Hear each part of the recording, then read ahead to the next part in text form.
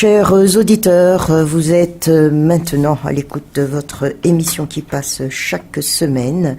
En ce jour, nous recevons la présidente du comité pour la sauvegarde de l'intégrité, un nom qui ne vous est pas inconnu, en tout cas, et une voix qui ne vous est pas inconnue aussi sur Alliance 92, c'est Saounda Benarif. Bonjour à vous. Bonjour. Un poste quand même qui pèse dans une certaine responsabilité profonde si on veut redresser le pays, parce qu'on parle de corruption surtout, c'est ce qu'on retient en tout cas quand on parle de sauvegarde de l'intégrité, alors qu'il y a bien d'autres mécanismes qui fait l'existence même de ce comité de sauvegarde de l'intégrité, mais ce n'est pas nouveau aussi quand même. On entend assez souvent parler de travail avec la société civile ou autres, le gouvernement, toutes les entités existantes au sein du gouvernement, mais pour vous, quand on parle de intégrité, surtout, qu'est-ce que ça veut dire? Donc, merci pour l'invitation et effectivement, c'est un défi. Le chantier est énorme et extrêmement difficile, mais bon, on va essayer pendant le mandat de 3 ans une nouvelle approche un peu plus agressive et un peu plus en ligne avec ma philosophie de transparence et de communication sur ce que c'est vraiment cette stratégie de lutte contre la corruption, sur la politique nationale de lutte contre la corruption. Alors là, je retiens tout de suite 2 mots, excusez-moi, c'est agressive et transparence. Oui. Quel genre d'agressivité Bon, le comité pour la sauvegarde de l'intégrité, c'est vrai que c'est un organe stratégique qui était un petit peu en recul par rapport aux organes beaucoup plus connus et opérationnels comme le Bianco, le Samifin. Et il est prévu y avoir une agence en charge du recouvrement des avoirs illicites aussi. Et donc, le CSI était en retrait auparavant, mais le CSI, quelque part aussi, c'est le seul lien avec l'État. Parce que ces organes opérationnels sont tous indépendants. Oui. Et le seul lien, c'est le CSI avec l'État, et le lien, c'est directement avec le président de la République, la présidence.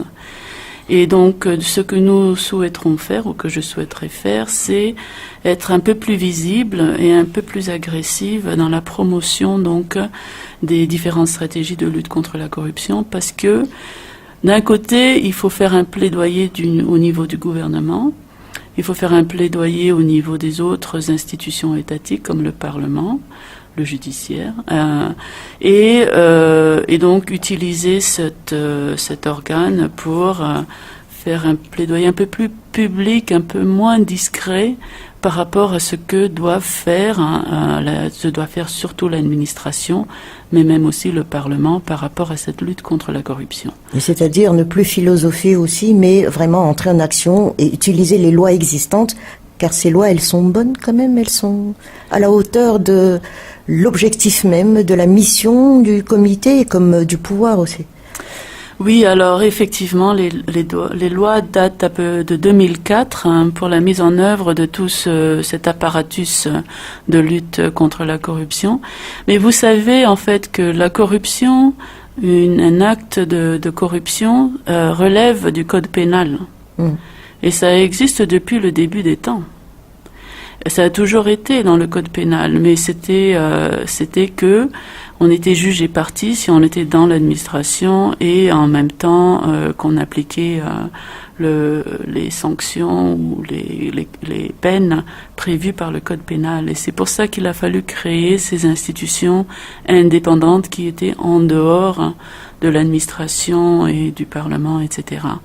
Et donc, les textes sont bons, mais je crois que pendant 15 ans maintenant, on s'est focalisé sur la mise en place de tout ce cadre juridique et des institutions et des hommes qui allaient à peupler ces institutions.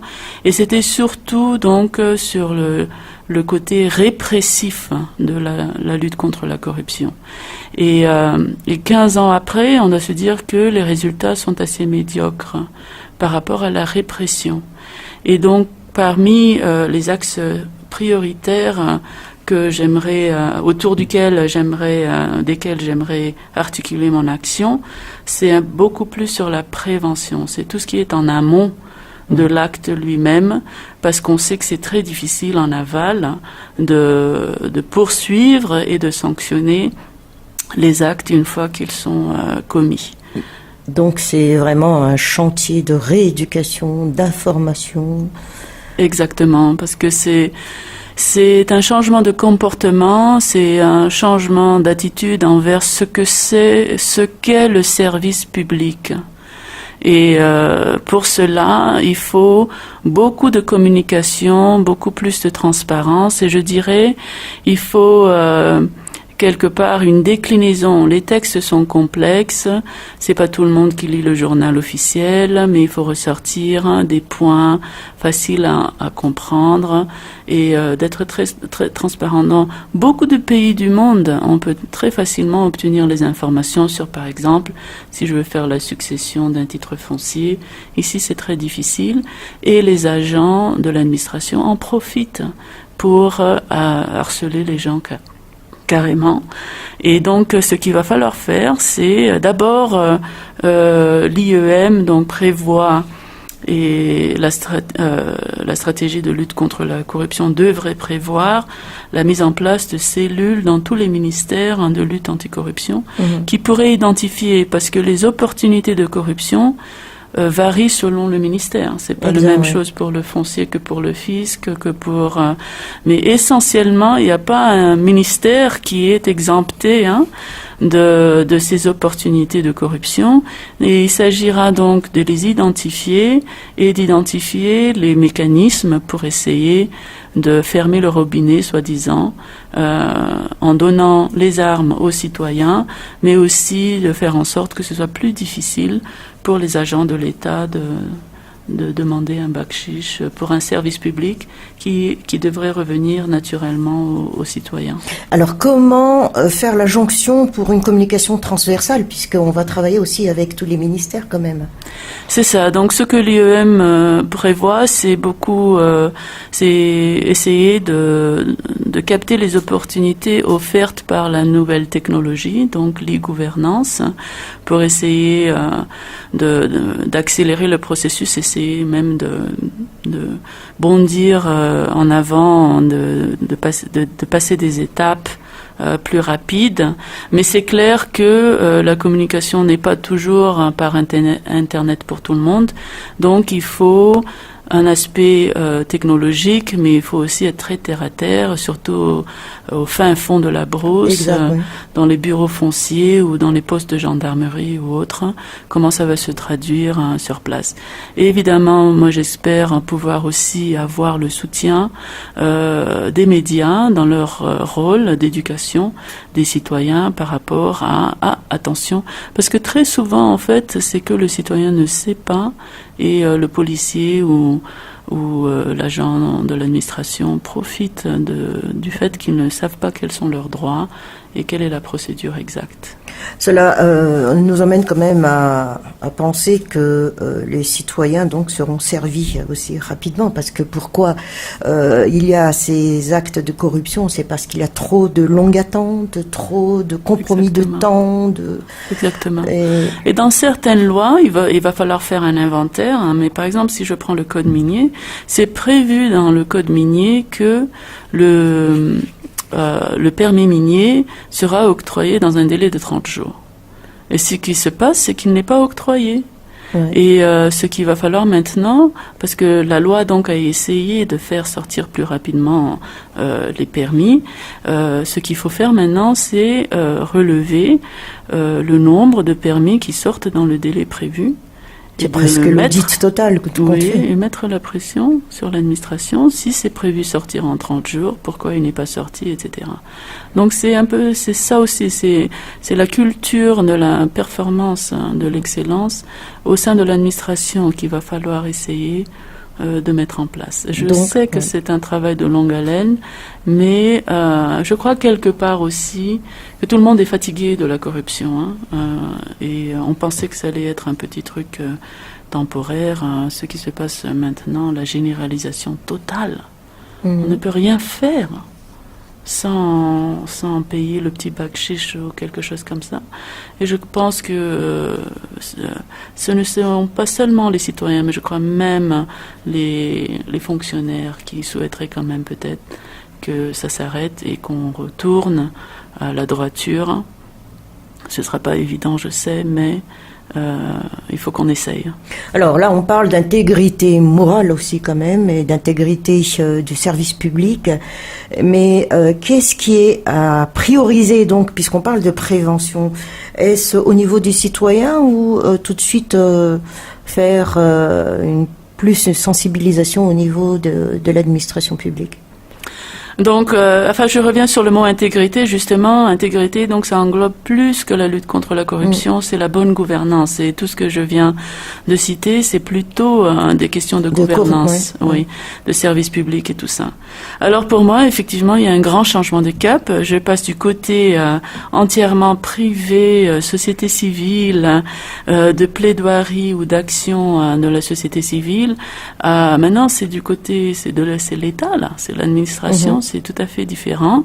J'espère, avec le plein soutien du président de la République, pouvoir encourager l'administration notamment, et aussi peut-être le Parlement, à mettre en place ces mécanismes. Et donc là, c'est de l'action concrète. C'est sortir les décrets qui prévoient la mise en place de ces cellules anticorruption. Elles seront composées comment? Qu'est-ce qu'elles vont faire? Qu'est-ce qu'elles vont faire? L'inventaire des opportunités de corruption, genre de choses comme ça. Et qu'il y ait des gens à l'intérieur de chaque ministère qui seront habilités à mener un petit peu l'action. Parce que ce n'est pas à nous vraiment de dicter aux différents ministères ce qu'ils doivent faire. Par contre, le CSI, c'est un organe d'appui et de conseil. Et donc, nous, on pourrait dire, nous suggérons ceci et cela. Et peut-être bousculer un peu les choses. Bousculer un peu les choses. Et ça, j'espère, avec le plein soutien du président de la République. Mais effectivement, c'est un test maintenant. Ce n'est plus une question de critiquer à l'extérieur ou de suggérer dans des communiqués, mais c'est vraiment essayer de faire bouger les choses au sein des institutions de l'État. Alors, vous avez justement signifié tout à l'heure, vous êtes encore sans doute dans la société civile en tant qu'observateur, plaidoyer, vous l'avez fait. Mais là, vous êtes maintenant face. Vous avez le dos contre le mur pour passer à l'action, chef d'orchestre de ce comité. Quelle mentalité doit avoir ce comité pour pouvoir avoir un résultat palpable? Je crois que l'attitude en premier, c'est qu'avant, il était très discret et très en retrait. Maintenant, j'espère qu'on mènera des campagnes de communication un peu plus ardues et ce sera moins... Alors, depuis que je suis là, je lis des centaines de pages de rapports, etc. C'est moins dans la théorie, comme vous avez évoqué tout à l'heure, et plus dans le tac au tac, pratiquement, qu'est-ce que ça veut dire, les grandes théories, les grandes prononciations sur la lutte contre la corruption. C'est vraiment maintenant descendre au niveau de l'administration. Qu'est-ce que ça veut dire concrètement? Donc parmi les choses que j'aimerais faire, par exemple, c'est que vous savez qu'il y a les indices internationaux comme Transparency International, Mo Ibrahim, etc. Mais personne ne les a encore complètement démantelés. Quelle est la source de leurs informations? Qu'est-ce qu'ils regardent exactement? Pour essayer d'élaborer des stratégies très ciblées sur l'amélioration du score de Madagascar. Et je crois que c'est ça notre rôle en tant qu'organe de conseil stratégique, c'est que, par exemple, on relève que dans la Banque africaine de développement, elle regarde ça, la Banque mondiale regarde ça, pour dire au ministère, est-ce que vous savez que... Vous êtes mal vu ou... Voilà, et voilà ce que vous pourrez peut-être faire pour améliorer le score de Madagascar. Ça, c'est important, mais Pour moi, ces indices internationaux reflètent un peu les attitudes internationaux, bien évidemment. Mais ce que j'aimerais développer aussi, c'est un indice national, le citoyen lambda. Qu'est-ce qui est important pour le citoyen lambda? Donc, par exemple, on parle beaucoup des concours administratifs. Ça, je crois pas que ce soit relevé dans les indices internationaux. Mais l'afrobaromètre, par exemple, aussi, qui est un repère, quand même. Exactement. Mais exactement, pour que vraiment que les résultats soient palpables au niveau des citoyens malgaches et pas seulement des organes internationaux. Et voilà, donc c'est changer un petit peu l'approche, la manière de travailler, de préparer les conseils et stratégies. Et là, avant, c'était très focalisé sur les textes, les institutions. Mais maintenant, c'est le tac au tac. Qu'est-ce qui va vraiment compter pour le citoyen? Alors là, justement, on parle aussi de gouvernorat, parce qu'on va dans ce sens aussi, mais tout ne sera plus focalisé aussi sur la capitale. On va voir aussi dans les recoins des administrations. Est-ce que CSI est quand même bien implanté aussi pour pouvoir... Non, le CSI est un organe assez restreint. On est une trentaine de personnes, jusqu'à la femme de ménage et aux chauffeurs et gardiens. Mais effectivement, il va falloir se focaliser sur les collectivités décentralisées et de la déconcentration aussi de l'État, les services fonciers, impôts et tout ça, sécurité en région. Moi, je pense que une fois que les stratégies, les conseils sont élaborés, comment les faire descendre au niveau des CTD? Eh bien, la plaidoirie, elle doit descendre sur le terrain. On aura beaucoup de travail, mais ça appartiendra aussi à l'administration et les autres institutions de l'État de porter le message aussi au niveau des collectivités décentralisées. Mais effectivement, le CSI, je crois qu'il n'est pas prévu avoir une présence dans tout. Donc il y aura sans doute des descentes juste pour constat, suivi, évaluation. Mais ceux qui vont vraiment porter le travail, c'est vraiment les ministères. Et leur bureau de déconcentration dans toutes les régions. Constat également, c'est que depuis quelques semaines, il y a beaucoup donc de bruit ou d'informations et d'actions, si l'on parle par rapport à cette histoire de corruption, de bonne gouvernance. Et quelquefois, ça fait peur aussi aux citoyens en disant à qui le tour. Mais se dire que tout dépend de l'éducation, de la stratcom, comme on le dit entre guillemets, pour pouvoir rendre le citoyen serein et surtout responsable aussi et partager l'information, puisque c'est ce qui manque. Et justement, le gouvernement appelle le citoyen à coopérer de cette manière-là. Oui, ce que j'espère, c'est que c'est un signal fort pour ceux qui arrivent au pouvoir, en fait, ce qui se passe par rapport aux dirigeants sortants. J'espère que ça va avoir un effet d'avertissement aux nouveaux ministres et aux nouveaux premiers ministres, etc., aux tout nouveaux dirigeants qui arrivent au pouvoir. J'espère qu'ils comprendront que s'il ne s'agit pas d'une chasse aux sorcières des tenants de l'ancien régime, mais c'est que ce ne sera plus toléré la manière de faire du régime sortant. C'est-à-dire qu'on retourne quand même bel et bien 20 ans en arrière, quoi, par rapport à cette éducation citoyenne, par rapport à cela, l'éthique d'un fonctionnaire, tout le reste. Oui, absolument. On perd du temps, on a perdu beaucoup de temps. On a perdu beaucoup de temps et je crois que cette action très, très tôt dans ce nouveau régime est quand même un signal, non seulement pour le monde extérieur, mais pour ceux qui vont venir gouverner en ce moment.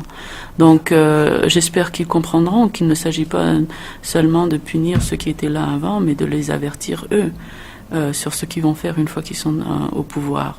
Et pour les citoyens, je crois que ça devrait être encourageant. Effectivement, il faudrait que ce soit ce ne soit pas seulement une chasse aux sorcières des HVM, mais de tous ceux qui ont peut-être participé dans des activités de corruption. C'est assez tôt, on va voir ce qui se passe par rapport aux condamnations, etc. Mais le message que moi j'aimerais envoyer, c'est qu'effectivement, il va falloir aussi se poser la question à nous, citoyens, par rapport à notre comportement. Je crois qu'il y a évidemment les corrupteurs, ainsi que les corrompus. Mais tout cela est dû à l'attentisme aussi, oui, à la non-motivation, donc... Exactement. Donc nous tous, est-ce que nous sommes prêts à changer? Et l'impunité, c'est très dur. C'est une chose d'aller poursuivre et punir ceux qui étaient là avant, mais quand il s'agira de se couper son petit doigt à soi-même... parce que ce sont ses amis et ses compagnons de route et ses Fianakavin et Fiavanen, etc. Là, on verra bien si on est vraiment prêt à changer. Pourtant, pour Madagascar, il est primordial qu'on renverse la courbe en ce qui concerne la corruption. Je suis d'accord que ce ne sera pas du jour au lendemain, mais que j'espère qu'à la fin de ce mandat de 3 ans, qu'on aura vu quand même un début de changement et qu'on pourra construire. C'est vrai qu'il y a déjà eu quand même beaucoup de travail avec les textes et les institutions, etc. Il s'agit maintenant de tout renforcer, d'améliorer et qu'il y ait un résultat palpable au niveau des citoyens.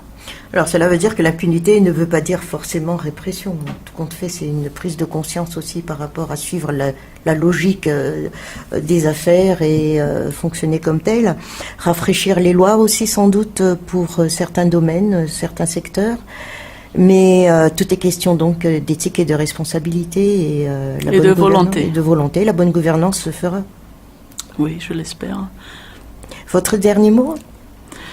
Non, enfin, je crois que vous avez bien résumé. C'est l'affaire de tous, en effet, mais il y a différentes responsabilités pour différents acteurs, et nous, on espère pouvoir guider les différents acteurs dans leur prise de participation dans cette lutte contre la corruption. Il ne suffit pas de tout prononcer que c'est l'affaire de tous. Il faut quand même aider, conseiller, guider, suggérer, et en espérant que les gens seront prêts à participer. C'était Lambaro, ici, du Comité pour la sauvegarde de l'intégrité, avec sa présidente, Saoundara Benarive. Merci à vous. Merci.